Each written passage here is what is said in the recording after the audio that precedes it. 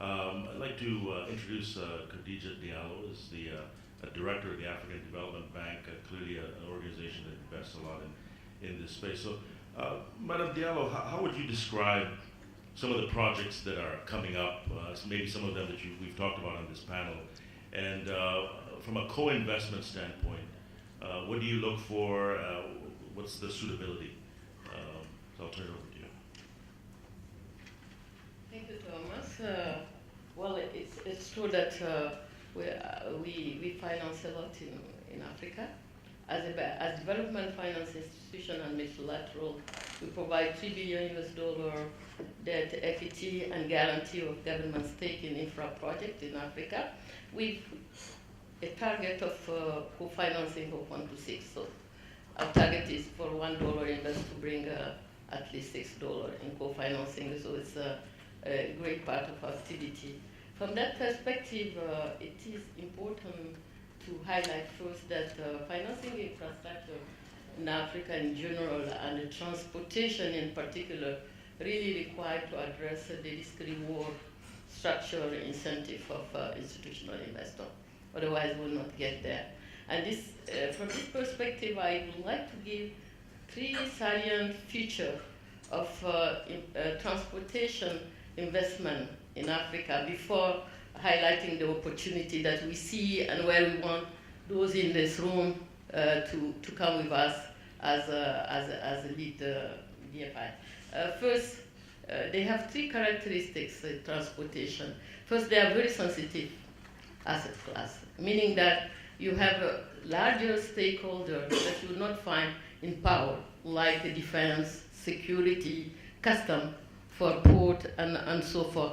They have a larger footprint in terms of community involved, and then national stakeholder, civil society, etc. And then the government obligation, and this is very important. And one of the previous panelists indicated credit enhancement, and that's where it comes for government obligation in certain type of infrastructure. What that means that transportation projects are complex, they difficult to structure, and long tenure. And this long tenure feature make that commercial banks, as part of investor, are not interested in going to 10, 20 years. And for Transnet, for example, for my colleagues that's preceding, we have 20 years loan. That is not where people will go, but we have to do that.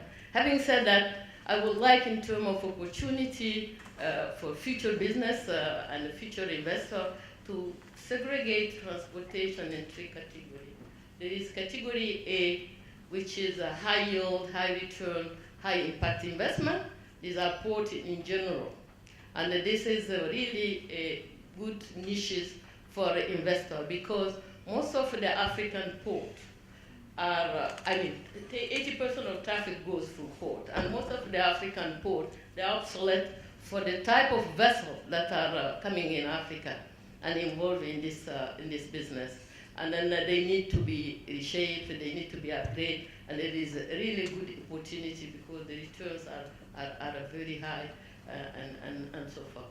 The second category are the medium yield, medium impact type of investment. These are airports. And these type of assets to be financed require a lot of structuring. However, they are good opportunity because most of the airports has more than 10 years, except the new one that you were talking about in Zambia or South Africa. But you take Kenya also have doing this type. But you take other airports that they did 10 years back or the colonial area, and they need to be reshaped. And we are providing a program of investment, and then we really need to have investors coming us, because the DFIs and multilaterals are shaping the framework. But there is the third category, and this is the most important one, transportation.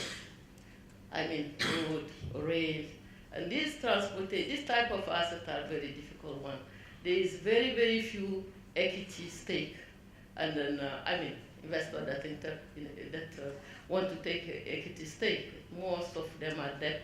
And then very frequently, this type of asset also are low return, the return you will yield it maybe the break even is after 12 years, and it's not interesting. And this is where we DFIs we come from, and the multilaterals, by providing the necessary guarantees and credit enhancement, and then to go with investors. So if investors are interested in this area, we provide several types of guarantee product, credit enhancement, partial risk, partial credit risk guarantee, and even we have private sector facility in the fragile state and low-income countries.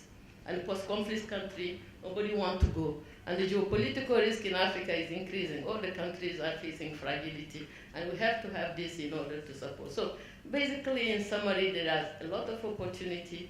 We have the instrument that allow to take some of the risk, and the reward and the term of return is there. It's long term, but it's there, and we invite everybody to come. There are very, very big opportunity currently. We have a number of ports for which Lekki Port, we want to have financial close. But Mombasa Port, I think we have Lomé, we have Dakar is almost completed. In terms of airport, we have Jomo Kenyatta Airport. Expansion, we have Ghana Airport, etc., and a lot of integrated transport, rail and road, like Nakala corridor and so forth. I stop here, but there's a lot of opportunity. I can talk long and long about it. Thank you very much. Thank you, Madam Diallo. So a view from a DFI that is in a number of different projects. You heard ports in order, sort of ports, airports, and then my favorite, rail and roads, where it really does make sense to have long-term. Doing business in Africa, you can't afford to be without Africa Investor.